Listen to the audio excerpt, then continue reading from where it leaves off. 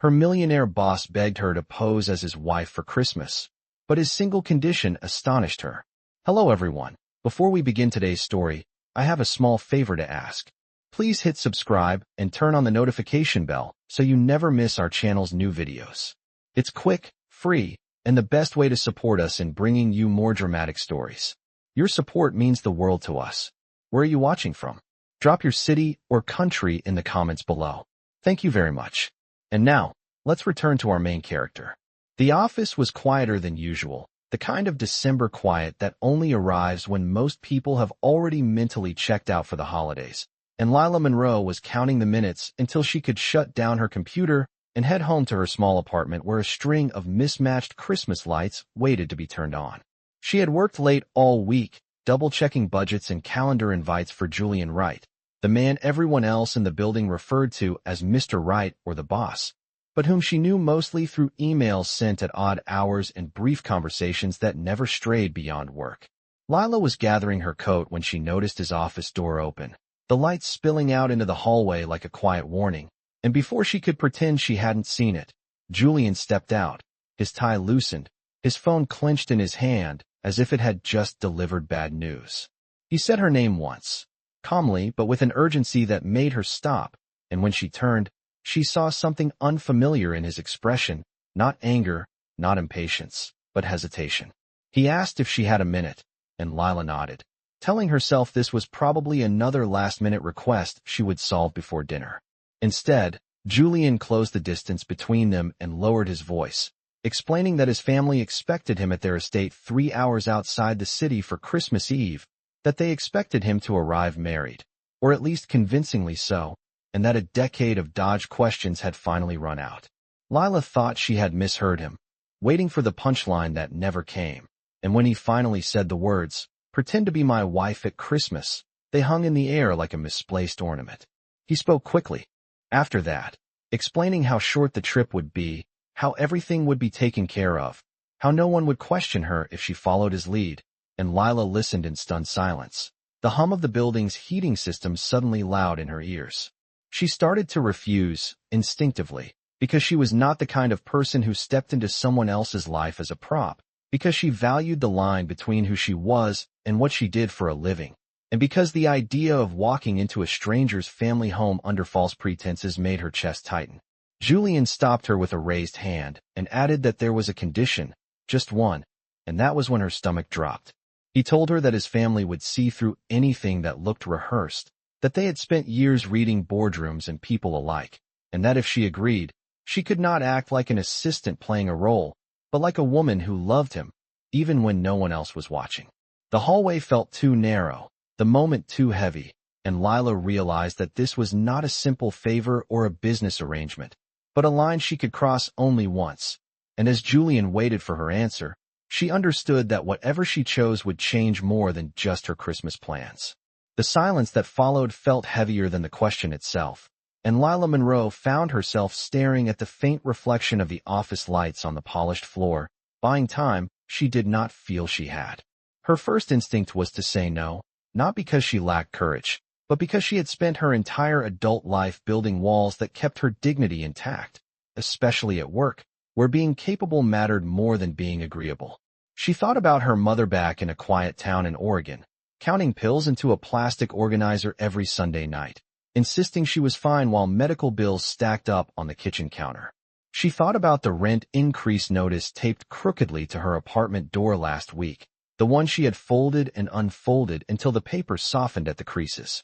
Christmas for Lila was usually a modest affair, a microwave dinner, a phone call home, and an early night. But this year, even that felt uncertain. Across from her, Julian Wright straightened slightly, as if bracing for impact, and for the first time since she had known him, he spoke not like a man issuing instructions, but like someone explaining himself because he had no other choice. He told her his family owned more than just property.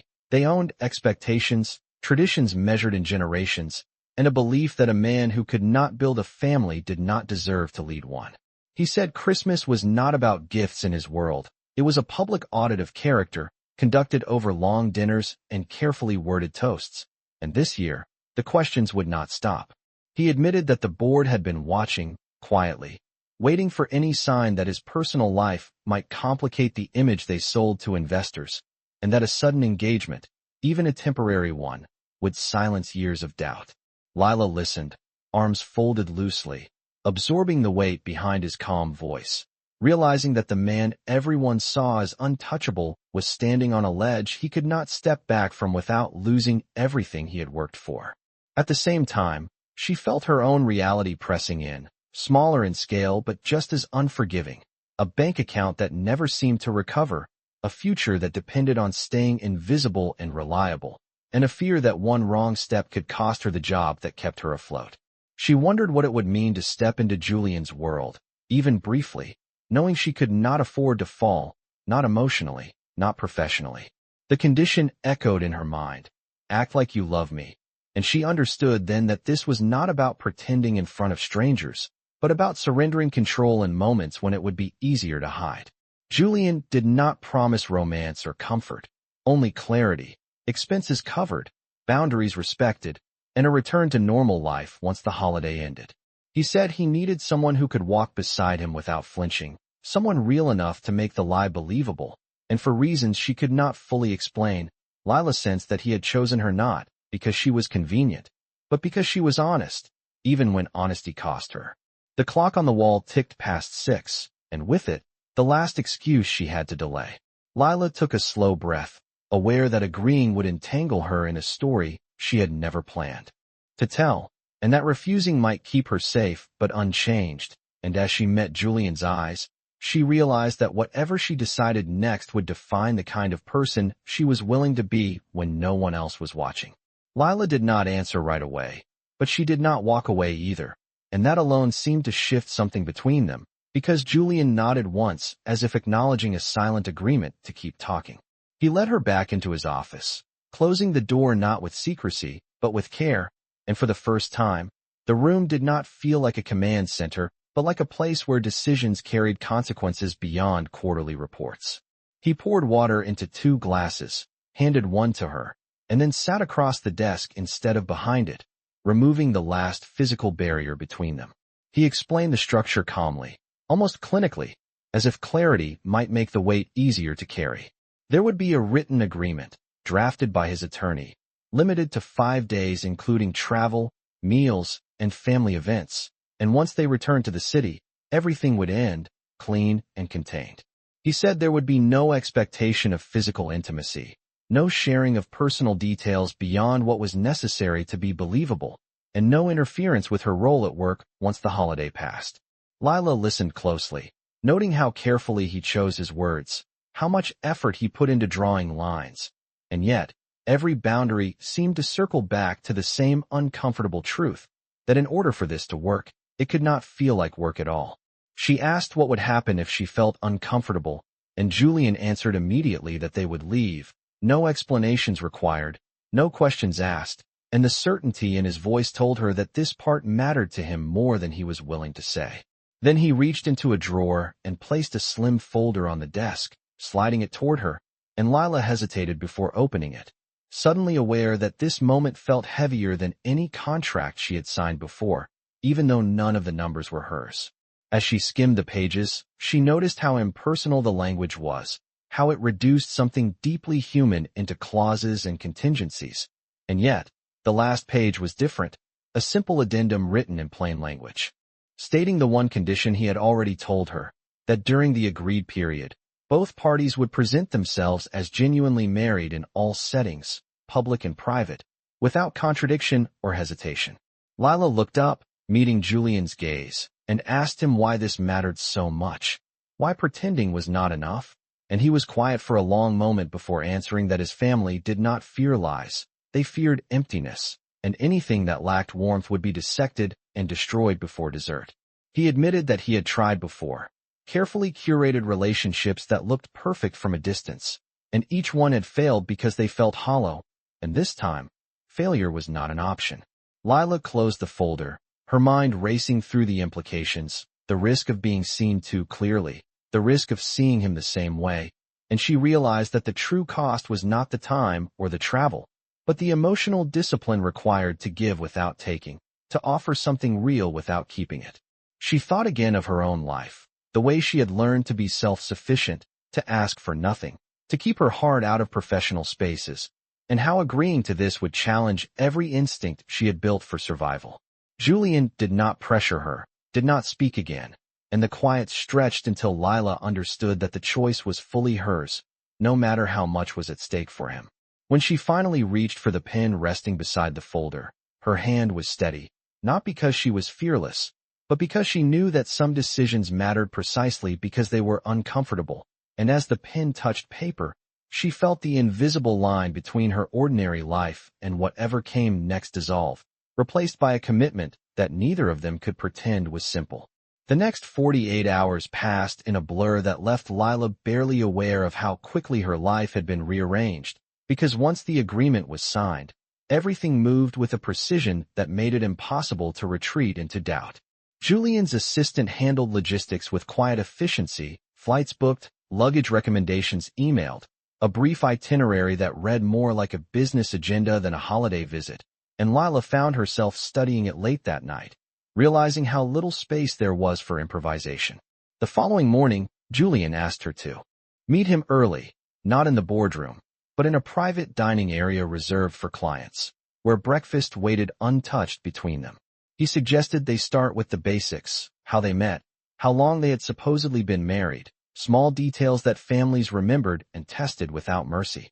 Lila answered carefully, choosing something plausible, a meeting through work that turned into something more, a quiet relationship built away from public attention. And Julian nodded, absorbing her choices, adjusting his own responses to fit hers instead of the other way around. That small shift unsettled her more than she expected, because it made her realize that he was listening, truly listening, and not simply directing. They practiced names, relatives, shared preferences, discovering gaps that had to be filled convincingly, and every now and then, Julian would stop and ask if she was comfortable continuing, not as a formality, but as a genuine check that grounded the process. By the time they finished, Lila felt oddly drained, not from the effort, but from the intimacy of constructing a shared history that did not exist, yet required honesty to feel real. That afternoon, a garment bag arrived at her apartment, heavy with carefully chosen clothing that balanced elegance with restraint, nothing flashy, nothing that felt like a costume. And as she held a simple ring meant only for appearances, she was struck by how easily symbols could carry meaning when people wanted them to. The flight itself was quiet, a private jet that removed the usual chaos of travel, and Lila sat by the window watching miles of winter landscape pass beneath them, aware of how far she was from anything familiar. Julian used the time to review boundaries once more, emphasizing that this was a partnership, not a performance, and that if at any moment she felt overwhelmed, they would leave, no explanations needed. When they landed and drove the remaining distance to his family's estate, the house emerged slowly through the trees, larger than anything Lila had known, yet strangely subdued, its lights warm against the cold evening air. Before stepping inside, Julian paused, taking a breath that seemed to steady him, and for a brief moment, the power dynamic between them softened into something almost equal, two people about to cross a threshold neither could fully control. Inside, the introductions unfolded exactly as he had warned, polite smiles layered with sharp curiosity, questions wrapped in compliments, and Lila felt every gaze assess her worth before she spoke. She answered calmly, grounding herself in the story they had built together, and when Julian reached for her hand without hesitation, the contact felt natural enough to surprise them both. Dinner stretched long, filled with traditions and subtle tests, and Lila navigated them by paying attention, noticing how Julian's posture shifted when his mother spoke, how certain topics tightened his jaw, and without thinking, she adjusted, offering warmth where silence would have raised suspicion. By the end of the night, she was exhausted but intact, aware that the most difficult part was not maintaining the illusion, but recognizing how easily it could begin to feel real. And as she followed Julian to the guest wing they would share, she understood that this arrangement was already asking more of her than she had planned to give. Morning arrived quietly, filtered through pale winter light that softened the edges of the estate and made everything feel momentarily less imposing. And Lila woke with a strange sense of disorientation before remembering where she was and why. She moved through the room carefully, choosing clothing that felt like herself rather than a character, and when she met Julian downstairs for breakfast, the formality of the previous night had eased into something more tentative and human. The day unfolded in small shared moments that were never planned but became necessary. A walk along the snow-lined path behind the house, where Julian explained which traditions mattered and which were performative. A stop in the kitchen where his aunt insisted on showing Lila how to prepare a family recipe that had been passed down for decades, watching closely to see whether she listened or pretended. Lila listened, asked questions, laughed at her own mistakes, and felt the tension around her loosen by degrees she could almost measure. Julian stayed close without hovering, offering support without directing, and she noticed how often his attention returned to her, not to check her performance, but to make sure she was not being overwhelmed. Later, as they helped decorate the main living room, Lila found herself on a ladder, adjusting a strand of lights while Julian steadied it below, and when she slipped slightly, his hand came to her waist instinctively, the contact brief but grounding, and for a moment, neither of them moved. They pulled back at the same time, a shared awareness passing between them that this closeness, even when innocent, carried weight. In the afternoon, the family gathered for a casual lunch that turned unexpectedly competitive when stories of past holidays surfaced, and Lila realized this was another test, not of facts, but of presence. She listened more than she spoke, responding when addressed, mirroring Julian's calm, and when his mother watched her closely, Lila met her gaze with quiet confidence rather than defensiveness, something she had learned long before wealth ever entered her life. The shift did not go unnoticed, and as the day wore on, questions softened into curiosity into inclusion. By evening, Lila was exhausted in a way that felt earned, and when Julian suggested stepping outside for air, she followed gratefully, the cold sharp but refreshing. They stood together beneath the clear sky, breaths visible, and for the first time since this began, Julian thanked her, not for playing her part, but for being herself within it. The sincerity in his voice caught her off guard, because it confirmed what she had been trying not to acknowledge, that he was not simply using her presence, but relying on it. She reminded him quietly that this was still an agreement, still temporary, and he accepted that without argument. Yet his expression suggested that the line between temporary and meaningful was already blurring. That night, as they retreated to their shared wing, the space between them felt charged not with desire, but with unspoken understanding, and they spoke briefly about the next day's events, grounding themselves in logistics to avoid what hovered beneath the surface. Lila lay awake long after the lights were out, listening to the distant sounds of the house settling, aware that something inside her was shifting, not toward romance, but toward recognition, of a man who was more vulnerable than his position allowed, and of herself, capable of standing in unfamiliar spaces without losing who she was. She realized then that the hardest part of this arrangement was not maintaining the illusion for others, but deciding how much truth she was willing to let herself feel while it lasted. Christmas evening arrived with a quiet intensity that Lila felt long before the first guests gathered, because the house seemed to hold its breath, waiting for something to be revealed, and by the time she joined Julian in the formal dining room, she understood that this was the moment everything had been leading toward. The table was set with precision, candles casting a steady glow over faces that had learned to smile without yielding ground, and as relatives and longtime associates took their seats, the atmosphere shifted from familial to evaluative in a way Lila could sense even without knowing all the histories involved. Julian remained composed, offering introductions and small courtesies, but Lila noticed the way his shoulders tightened as conversation turned toward legacy, responsibility, and the future, words that sounded harmless until they were aimed like instruments.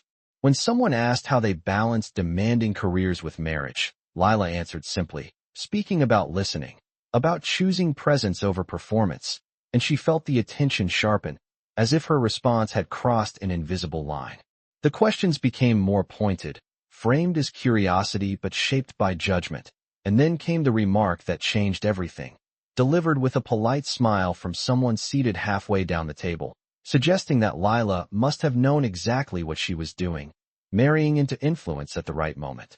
The room went still, a collective pause that tested not only the story they had built, but the people they were becoming within it. Julian opened his mouth to intervene, but Lila placed her hand lightly over his, a quiet signal that surprised him as much as it did herself, and she spoke before he could reclaim control. She said that she had built her life without shortcuts, that partnership for her was not a transaction but a commitment measured in daily choices, and that if being present, honest, and supportive was considered strategic, then perhaps the definition of ambition needed revisiting. Her voice did not rise, did not tremble, and as she finished, she withdrew her hand, allowing the moment to stand on its own merit. The response was not immediate applause or approval, but something subtler and more meaningful, a recalibration, glances exchanged, the tone of the room shifting from dismissal to consideration. Julian watched her with a mixture of admiration and concern, aware that she had just stepped beyond the safety of the agreement to protect something that mattered to him, and perhaps to herself. Dinner continued, but the dynamic had changed, conversations opening rather than closing, and when Julian's mother addressed Lila directly, thanking her for her honesty, the acknowledgement carried weight precisely because it was earned. After dessert, as guests moved toward the living room, Julian asked Lila to walk with him, and they found a quiet corner near the tall windows overlooking the snow-covered grounds. He told her she did not have to do that she had every right to stay silent, and Lila answered that she knew, but silence would have felt like a betrayal of herself and of him. The admission lingered between them, not as a declaration, but as a recognition of shared values that could not be reduced to an act. When they returned to the others, the house felt less like a stage and more like a space where truth could exist without being announced, and Lila sensed that the line she had crossed could not be uncrossed, because in choosing to defend Julian without obligation, she had revealed something real. As the night drew to a close and the last guest departed, Julian stood beside her at the doorway, thanking her again, but this time without qualifiers, and Lila understood that the agreement had served its purpose, not by maintaining the illusion, but by forcing both of them to confront what authenticity required when it mattered most.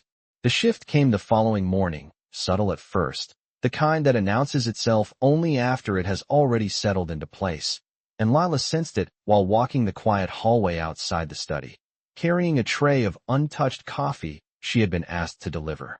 Voices drifted through the partially closed door, low and measured, the kind of conversation meant to sound casual while negotiating consequences, and she paused without meaning to, her name surfacing between sentences like a misplaced note.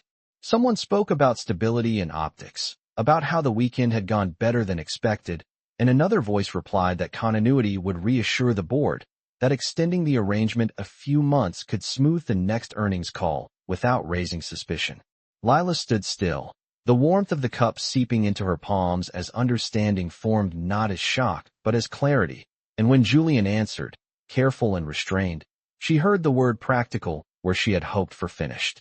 No one said her name again, but they did not have to, because the role they discussed was unmistakable, a solution that had outlived its original purpose and was now being weighed for usefulness. She stepped back quietly, returning the tray to the sideboard without being seen, and the house felt suddenly larger and colder, its polished floors reflecting a version of herself she did not recognize, someone standing in the margins of a decision being made about her life, without her consent. In the guest wing, Lila closed the door and sat on the edge of the bed, breathing through the tightness in her chest, replaying every moment she had chosen authenticity over safety, every time she had crossed an internal line because it felt right. She reminded herself of the agreement, the limits she had accepted, and how easily limits blurred when outcomes became attractive, and the realization stung not because of betrayal, but because of how reasonable the conversation had sounded. She removed the simple ring she had worn for appearances, placing it carefully on the dresser as if it might break if handled carelessly, and the small sound it made against the wood felt louder than it should have. When Julian knocked a few minutes later, she opened the door before he could speak, her expression composed in a way that surprised him. She told him she had overheard enough to understand that the story was being considered for an encore, and that while she respected his pressures, she would not be extended, revised, or repurposed without being asked. Julian tried to explain, choosing words that emphasized protection and strategy. But Lila stopped him gently, not with anger, but with finality, saying that intent mattered less than impact, and that she had agreed to be present for 5 days, not to become a variable in a longer plan. She told him that what had worked was not the illusion, but the truth she had offered freely, and that turning it into leverage would erase the very thing that had earned respect. Julian listened, conflicted and quiet, realizing too late that he had allowed others to frame a choice he should have owned himself. And when he reached for the ring on the dresser, Lila closed her hand over it first, lifting it and setting it back down with care. She said she would leave that afternoon, return to the city, and resume her life exactly where it had paused, without explanations or obligations carried forward, and Julian nodded, understanding that anything he said now would sound like justification. As Lila packed, the house hummed with routine, but to her, it felt like a chapter closing, and when she walked out with her bag and no ring on her hand, she felt the ache of something unfinished alongside the relief of choosing herself, unaware that the decision she had made in quiet resolve would soon demand a response just as public and irrevocable. The drive back to the city felt longer than it should have, not because of distance, but because Julian sat in silence, replaying every word Lila had said and every moment he had failed to act when it mattered. And by the time the skyline came into view, he understood that the mistake was not letting others discuss extension, but allowing himself to consider it without her. At the first red light, he pulled out his phone and canceled the afternoon meetings that had once dictated his life, then sent a single message to his attorney instructing him to void the agreement entirely, not revise it, not pause it, but end it, effective immediately. When he arrived at headquarters, the building buzzed with post-holiday urgency, and Julian walked straight into the executive conference room where a handful of board members waited, expecting updates and assurances. He did not offer either. Instead, he spoke plainly, explaining that any confidence gained through misrepresentation was a debt that would come due with interest, and that he would not anchor his leadership to a story that required someone else to be diminished. The room responded with surprise and resistance, questions framed as concern, warnings disguised as advice. But Julian stood his ground, stating that credibility earned through integrity would outlast any temporary volatility, and if that position cost him favor, it would not cost him himself. When he left the room, the outcome uncertain but the decision final, he felt lighter than he had in years, because for the first time, he had chosen alignment over advantage. He drove next to Lila's apartment, parking on the street rather than sending an assistant, and waited, unsure if she would even agree to see him. When she finally appeared, coat pulled tight against the cold, he stepped forward without rehearsed words or explanations, telling her only that he had ended everything that treated her presence as a tool rather than a choice. Lila listened, guarded, but attentive, and when he told her he had spoken publicly, risking position and perception, she studied his face for signs of performance and found none. He did not ask her to stay, did not offer promises, but said that whatever existed between them deserved to be named honestly or released completely, and that he was prepared for either outcome. They walked together for a few blocks, the city moving around them, and Lila asked him what he wanted if nothing could be gained from it.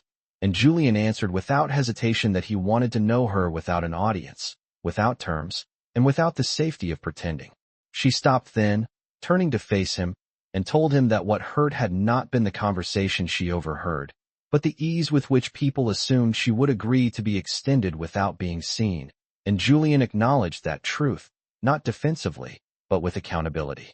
He reached into his coat pocket and removed the ring, placing it in her hand, not as a request, but as a symbol returned, telling her it had served its purpose and no longer belonged to a story either of them were willing to tell. Lila closed her fingers around it briefly, then handed it back, saying that if she ever wore something like that again, it would be because it represented something chosen freely, not arranged under pressure. Julian accepted that boundary, nodding, and for the first time since they met, there was no agreement between them at all, only the space to decide what came next without expectation. As they parted at her door, the future unresolved but honest, both understood that the grandest gesture was not the risk Julian had taken publicly, but the restraint he showed now, allowing Lila the dignity of choice and the time to trust that the man standing before her was no longer hiding behind the safety of conditions. The weeks that followed unfolded without ceremony, and in that quiet, something steadier began to take shape, because neither Lila nor Julian rushed to define what they had stepped away from pretending.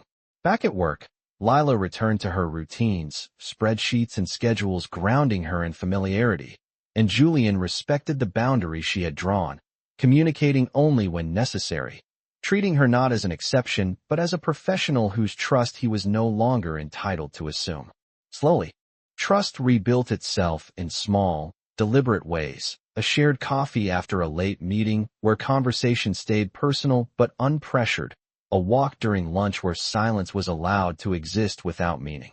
When Julian asked her to dinner weeks later, it was not framed as a request wrapped in consequence, but as an invitation she could decline without cost, and Lila accepted because she wanted to, not because anything depended on it. They spoke openly that night, not about the past arrangement, but about the lives they had led before crossing paths, the compromises they had made, the values they had protected even when it was inconvenient. Julian admitted how easily power could distort intention, how leadership had taught him to solve problems rather than sit with uncertainty, and Lila shared how independence had become her armor, protecting her from disappointment but also keeping others at a careful distance. There was no rush to close those gaps, only a shared willingness to acknowledge them. As winter gave way to early spring, their connection grew less defined by contrast and more by alignment, two people choosing presence without performance. The turning point came quietly, one evening when Julian invited Lila to join him at a small gathering hosted by his family, not as proof, not as strategy, but as himself. He made it clear that there were no expectations, no explanations owed, and that he would understand if she declined, and Lila agreed because she trusted the intention behind the invitation. The evening passed without scrutiny, without tests disguised as concern, and when Julian's mother welcomed Lila with warmth unshadowed by evaluation, Lila understood that respect earned honestly endured longer than any illusion. Later that night, walking together beneath the city lights, Julian stopped and told her that the only thing he wanted to offer her now was choice, not promises shaped by fear or advantage, but a future built slowly, with room for change and honesty. Lila considered his words, aware of how different they felt from everything that had come before, and answered that she was not interested in certainty, but in integrity, and that if they continued, it would be because both of them remained willing to speak the truth even when it complicated things. Julian smiled then, not with relief, but with recognition, and reached into his coat pocket, not to produce a ring, but to take her hand, asking simply if she was willing to keep choosing each other one day at a time. Lila said yes, not because it completed a story, but because it honored one, and as they walked on, there was no grand gesture to mark the moment, only the understanding that what had begun as an agreement had ended as a commitment, forged not by circumstance, but by choice, and that this time, nothing about it needed to be pretended.